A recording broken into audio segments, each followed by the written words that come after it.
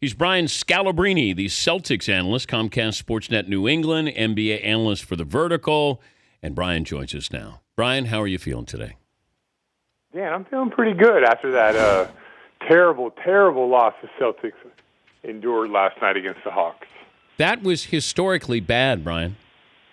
It was across the board, Dan. What happened? They had this momentum going into the playoffs, and this hasn't gone as scripted. Well, yeah, I think you're starting to see, the realities of the NBA playoffs and positional size and how it comes into play. I mean, Brad Stevens does a fantastic job with these guys, and Isaiah Thomas, he's an all-star this year, but he is 5'9", and every time he drives to the basket, you can see it. Atlanta swallows him up when he gets to the rim, and then they play the weak sides so perfectly, not over-helping, sending three guys to the ball, and then playing guys in the center field. So with Avery Bradley out, he's probably one of our best catch-and-shoot players, at least right now, because Jay Crowder has been a little bit struggling with the bad ankle. Now Avery Bradley, with him being out, it's really tough for us to fabricate some offense. I think defensively, against this Hawk team, I thought the Celtics did a great job overall. Just, the first 8 possessions, Atlanta was hot and they got out and running. But after that, the Celtics did a good job. Brian, did you say us? I us a lot with the Celtics. Yeah, everyone's been telling me not to do that, but I feel since I travel with the team and I do a lot of we's and us when it comes to that kind of stuff. Well, you do look like a Celtic. You look like you'd fit right in right there. I am Mr. Celtic. So Dan, you think I shouldn't do that? I've gotten some advice from people who says it's not a good look. What do you think? Well, are you all in on being a Celtic announcer for the rest of your career? I mean, if that's the way it goes, I'm definitely all in with that. I have no problem doing that. I enjoy my job. I think you're bigger than just one team, though. You think I should treat them just like every other team out there, even though I'm on the team plane, I interview the coach every day. We talk. Me and Danny will talk for an hour before the game. All that stuff. I throw all that out the window. Well, I think it's a fine line you walk. In all seriousness, I do think you want to have credibility. You don't want to feel like Tommy Heinsohn. We know is a homer, but I just think you got to be careful. If you're all in with the Celtics and you don't care what that criticism might be, or is somebody going to listen to you and say, well, yeah, but he's a Celtic homer, then I wouldn't worry about it. But if you see yourself as, and I see you as more of an NBA guy, a total NBA guy down the road, than maybe just with one team. So that would be my only advice, is just be careful with it because of people reading into it, or they're going to identify you as, well, you're the Celtic guy. And if you don't have any problem with that, then don't worry. Them. Yeah, well, they pay you. Is that weird? Yeah, they do sign my checks as well. But is it weird that I do root for them? But, I will tell you what I think. It's not like I hold back when I think about this team. So, it is a fine line. I agree with you. And I guess I'm starting to get this advice. And people are saying the same thing. If you want to be known as a national guy, but, when I do national stuff, I still sort of, the Celtics are sort of my team. I want them to win. Maybe that's wrong. I don't know. What's the meanest thing you've said about the Celtics? Oh, I think that I don't think that we were going to win this series against Atlanta. From the very beginning, I said it's going to be hard for us to win this series because we're just not that big. And if you want to win in the playoffs, you've got to be big. And, Isaiah's great, but he's 5'9", and that's just the reality of it. So am I harsh on them? When I'm calling a game, I'm harsh that they don't move the ball sometimes. Defensively, they're not picking up Jeff Teague the way they're supposed to. So, yeah, I am hard on them, but, no different than... See, right then you just said when they, see, you're already distancing yourself. I go back and forth. I'm not exclusive one way. I'm not exclusive us and we. I do go back and forth, Dan. I draw the line somewhere. All right, we're talking to Brian Scalabrine, the White Mamba, joining us, Dan Patrick Show. A couple other thoughts here. What if Steph Curry was actually really injured and not able to play in the playoffs? How would we? What would be the angle that we would take nationally with the Golden State Warriors if Steph was not able to play at all? All the way through the finals? Yeah. Let's just say that there was something that showed up on that MRI. Let's say there was a hairline fracture there. Do you think that we would say, "Yep, see what happens, going for the record, and all that stress and all the wear and tear"? No. I mean, some people probably would, but most people would probably say, it's the game of basketball. It's sports, and injuries happen.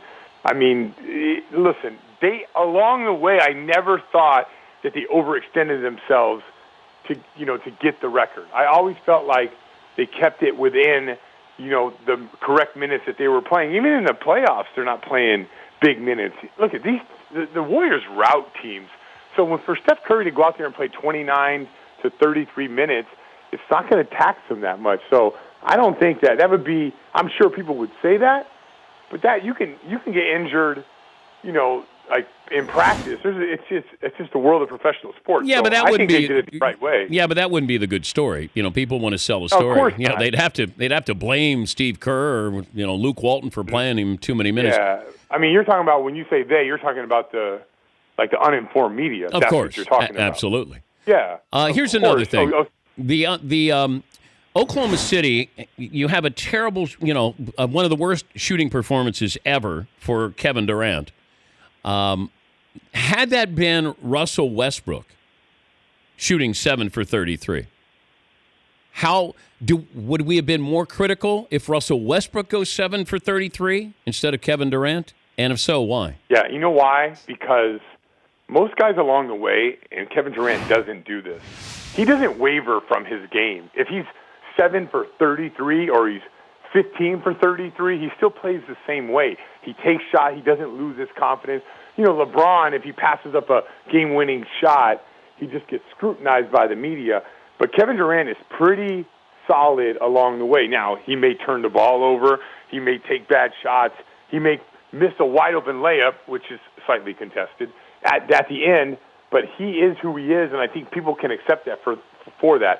Now, if he was in a bigger market, I think the local media would be harsher on him than they are. But he's in OKC, and I think the people there, they give him a free pass because of it. But nationally, Kevin Durant, when he plays bad, you can't tell when watching the games. He's always aggressive. He's not afraid to take the shot. He doesn't care if he's missed his last 10, and I think people can respect that a little bit from him.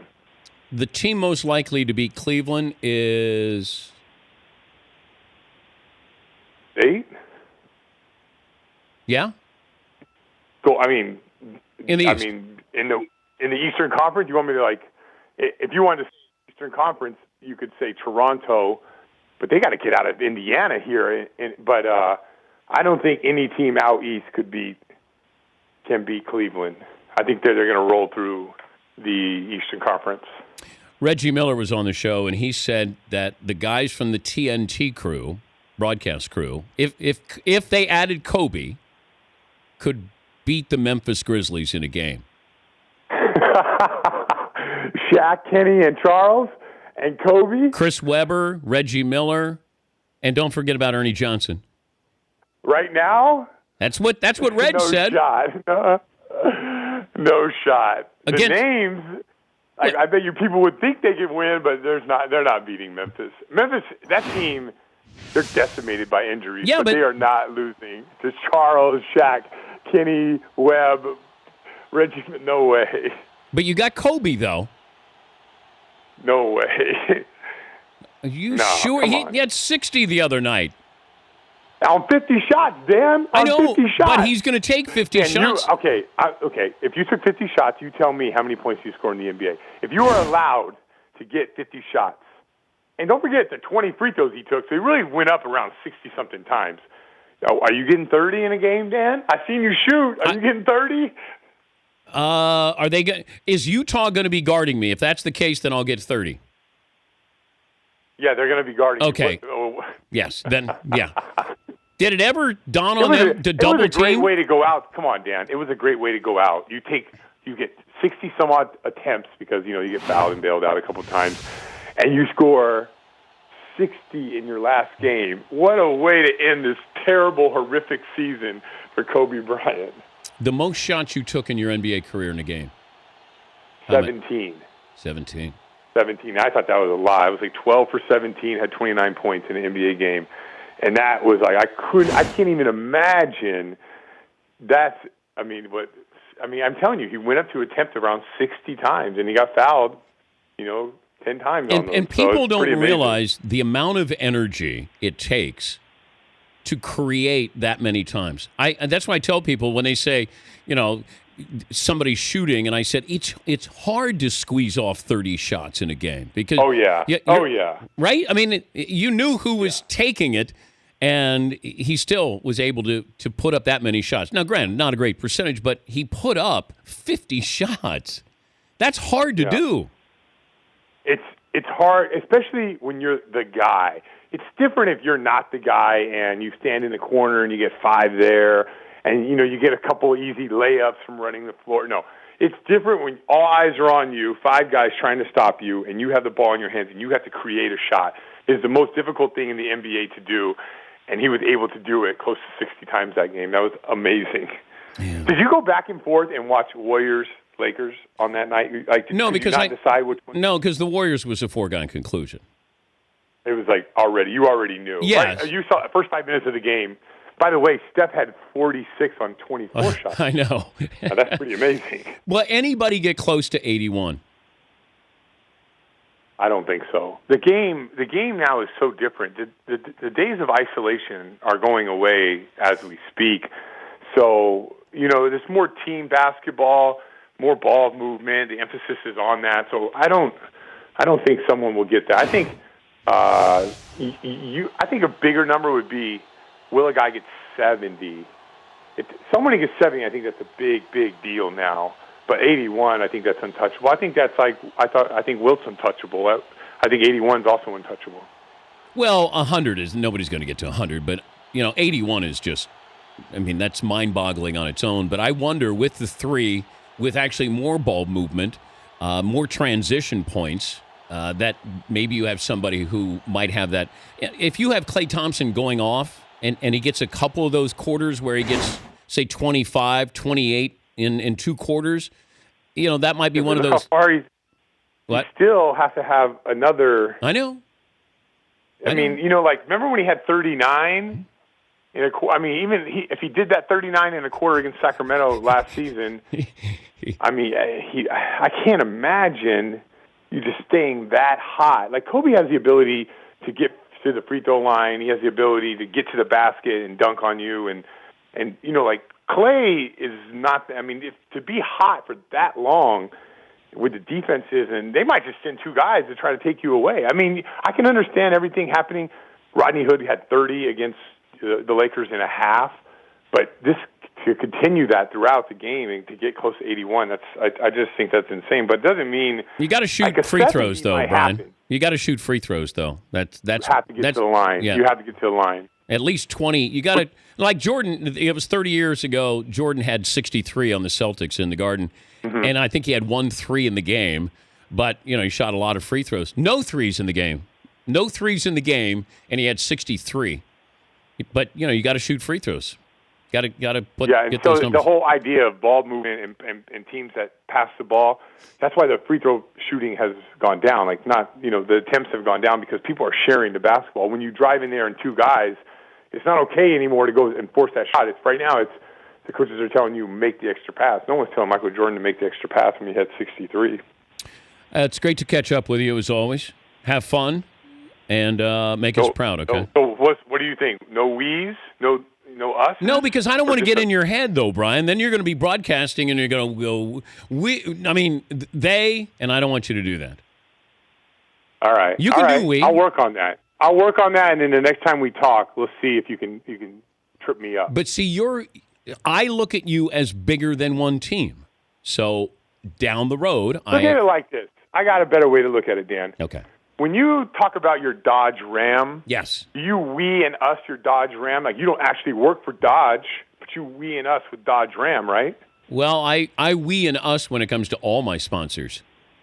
Okay. Yeah. So well, there you go. Everybody is on my team. The Celtics sponsor me. Yes, everybody is on my team.